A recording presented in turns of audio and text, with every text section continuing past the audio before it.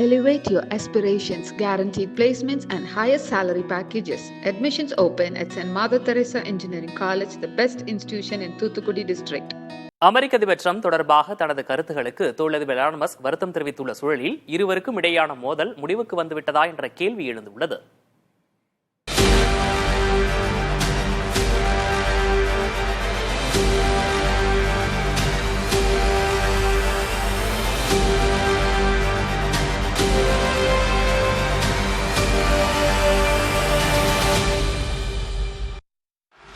We have a new star. A star is born. Elon. Take over, Elon. Yes, take over. And I give to very special people. I give it to Elon as a presentation from our country.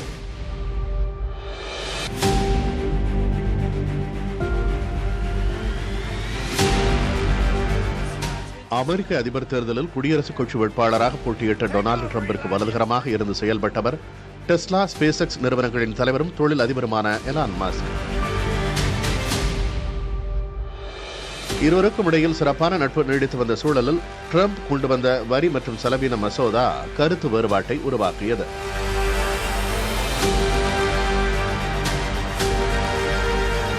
Trump மீது அடுக்கடுக்கான விமர்சனங்களை முன்வைத்தார் Elon Musk.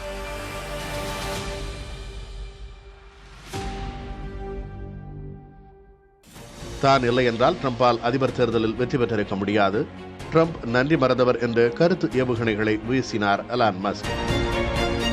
மஸ்கின் பதிவுகளுக்கு பதிலளித்த அமெரிக்க அதிபர் Trump அவருடைய நிறுவனங்களுடன் மேற்கொள்ளப்பட்ட ஒப்பந்தங்களை ரத்து செய்வதாகவும் அவருக்கும் தனக்கும் இனி எந்த தொடர்பும் இல்லை எனவும் பகிரங்கமாக அறிவித்தார்.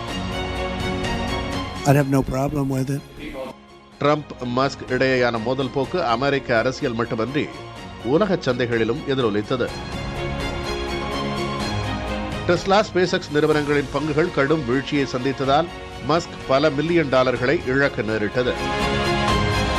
இந்த நிலையில்தான் ட்ரம்ப் தொடர்பான தனது பதிவுகளுக்கு வருத்தம் தெரிவித்துள்ளார் எலான் மஸ்க்.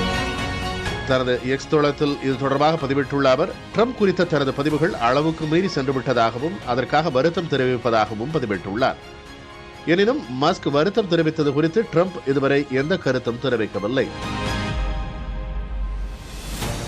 ஒருவேளை வியாபாரம், பொருளாதார பாதிப்புகளை கணக்கில் கொண்டு ட்ரம்புடனான மோதலை முடிவுக்கு கொண்டுவர எலான் மஸ்க் இந்த முடிவை எடுத்துள்ளாரா என்ற கேள்வி எழுந்துள்ளது.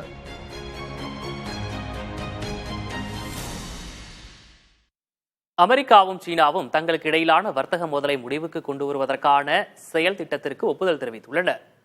அமெரிக்காவும் சீனாவும் மாறி மாறி இறக்குமதி வரியை அதிகரித்தது உலக பொருளாதாரத்தையே அதிர வைத்தது. இந்நிலையில் இருதரப்பும் லண்டனில் பேச்சுவார்த்தை நடத்தி வருகின்றன.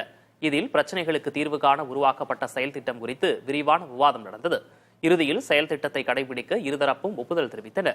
இந்த சந்திப்பில் இருதரப்புக்கும் இருந்த கசப்புணர்வுகள் தீர்க்கப்பட்டன என்றும் இனி மேற்கொண்டு பேச்சுவார்த்தை முன்னெடுக்கப் போவதாகவும் அமெரிக்க வர்த்தக அமைச்சர் ஹோவார்ட் லுட்னிக் தெரிவித்தார்.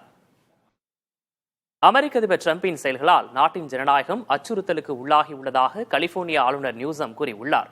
ஆனால் மத்திய படைகளை தான் அனுப்பியிருக்காவிட்டால் லாஸ் ஏஞ்சல்ஸ் நகரமே சாம்பலாகி இருக்கும் என ட்ரம்ப் தெரிவித்துள்ளார். அமெரிக்காவின் மிகப்பெரிய நகரங்களில் ஒன்றான லாஸ் ஏஞ்சல்ஸில் சட்டவிரோத குடியேறிகளை களையெடுக்கும் விவகாரம் அரசியல் அனலாக மாறி தகிக்கத் தொடங்கியுள்ளது.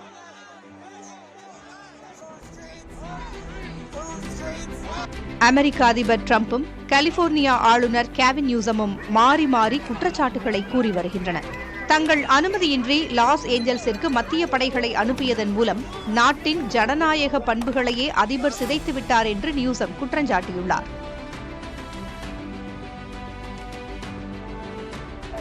இன்று கலிபோர்னியாவிற்கு நடந்தது நாளை மற்ற மாநிலங்களுக்கு நடக்கும் என்றும் ஆளுநர் நியூசம் கூறியுள்ளார்.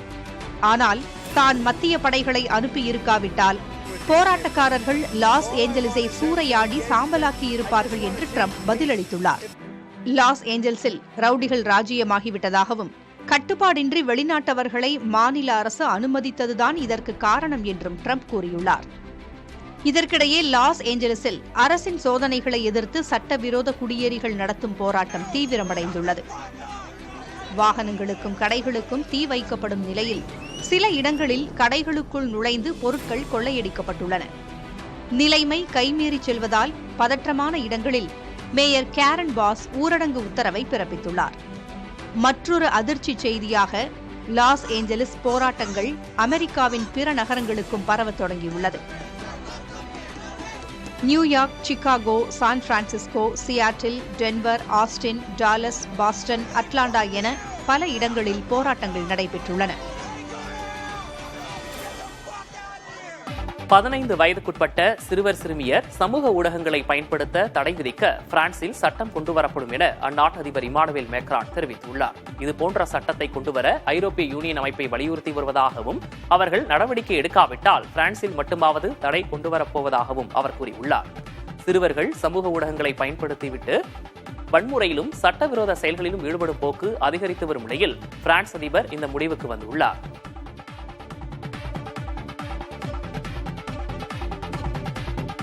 சூர்யா நடிக்கும் 46வது திரைப்படத்தின் படப்பிடிப்பு இன்று தொடங்குவதாக படக்குழு அறிவித்திருக்கிறது. நடிகர் சூர்யாவின் 46வது படத்தை லக்கி பாஸ்கர் புகழ் வெங்கி எட்டூரி இயக்குகிறார். இந்த படத்தில் மமிதா பைஜு, ரவீனா டாண்டன், ராதிகா சரத்குமார் உள்ளிட்டோர் நடிக்கின்றனர். ஜி.வி. பிரகாஷ் குமார் இசையமைக்கிறார். நிமிஷ் ரவி ஒளிப்பதிவை கையாள்கிறார்.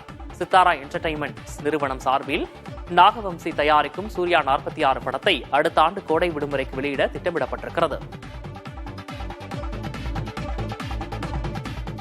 IRCTC தளத்தில் தட்கல் முறையில் ரயில் டிக்கெட் முன்பதிவு செய்வதற்கு ஆதார் சரிபார்ப்பு அவசியம் என்ற நடைமுறை ஜூலை 1ஆம் தேதி முதல் அமலுக்கு வருகிறது.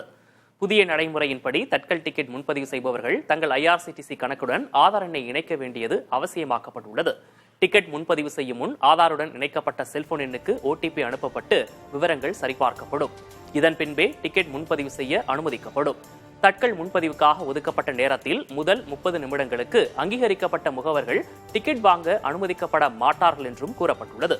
ரயில் டிக்கெட்டுகள் முன்பதிவு ஒரே நிமிடத்தில் விற்று தீர்ந்து விடுவதாகவும் இதன் பின்னணியில் முறைகேடுகள் இருப்பதாகவும் தொடர்ந்து குற்றச்சாட்டுகள் இருந்த நிலையில் இந்த நடைமுறையை ரயில்வே அறிவித்துள்ளது.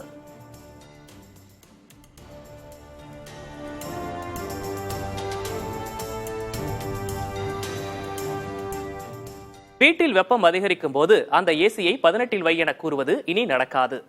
ஏன் அப்படி என்பதை பார்க்கலாம் இந்த தொகுப்பில். பெரும்பாலான ஏர் கண்டிஷனர் இயந்திரங்களில் தற்போது 16 டிகிரி முதல் 30 டிகிரி வரை வெப்பநிலையை பராமரிக்கும் வசதி உள்ளது. ஆனால் பலரும் குளிர் அதிகமாக இருக்க வேண்டும் என்பதற்காக 18லிருந்து 22 வரை வைப்பது சகஜமாக உள்ளது. குளிர் அளவை அதிகமாக வைப்பதால் மின்சாரம் கடுமையாக செலவாகும்.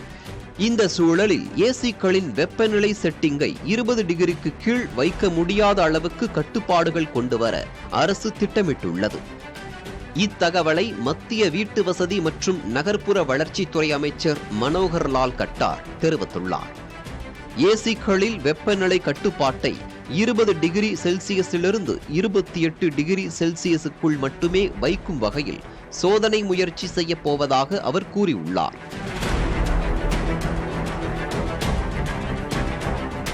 இந்த சோதனை முயற்சி வீடுகள், அலுவலகங்களுக்கான ஏசிக்களில் மட்டுமல்லாமல் வாகன ஏசிக்களிலும் நடைபெறும் என அவர் கூறியுள்ளார். ஜப்பானில் ஏசிக்களை 28 டிகிரியிலும் இத்தாலியில் 23 டிகிரியிலும் வைக்கும் நடைமுறை பின்பற்றப்பட்டு வருவதாகவும் அமைச்சர் சுட்டிக்காட்டினார். ஏசி இயந்திரங்கள் அதிக அளவில் மின்சாரம் உட்கொள்வதால் அதை குறைக்கும் வகையில் இந்த நடவடிக்கை மேற்கொள்ளப்படுகிறது. மேலும் ஏசி இயந்திரங்களில் வெப்பநிலையை குறைப்பதால் மின் தேவை கடுமையாக உயர்ந்து நிலைமையை சமாளிக்க இயலாத நிலை போன்ற நடைமுறை சிக்கல்களும் மின் வாரியங்களுக்கு ஏற்படுகின்றன. இந்த நிலையில் அமைச்சரின் தகவல் வெளியாகியுள்ளது. பிரதமர் மோடி கடந்த 11 ஆண்டுகளில் 33 தவறுகளை செய்துள்ளார் என காங்கிரஸ் தலைவர் மல்லிகார்ஜுன் கார்கே குற்றஞ்சாட்டியுள்ளார். பிரதமரின் தவறுகளை அனைத்து மக்களுமே அறிவார்கள் என்றும் அத்தவறுகளை நாடாளுமன்றத்திலேயே தான் சுட்டிக்காட்டியுள்ளதாகவும் கார்கே தெரிவித்துள்ளார். மக்களை கவர இவ்வளவு பொய்களை பேசிய பிரதமரை இதுவரை தனது 65 ஆண்டுகால அரசியல் வாழ்க்கையில் கண்டதே இல்லை என்றும் கார்கே கூறியுள்ளார். பணமதிப்பு நீக்கத்திலிருந்து வேலைவாய்ப்பின்மை வரை பல தவறுகளை பிரதமர் செய்துள்ளதாகவும் ஆனால் ஒருபோதும் அவற்றை ஒப்புக்கொண்டதில்லை என்றும் கார்கே கூறியுள்ளார்.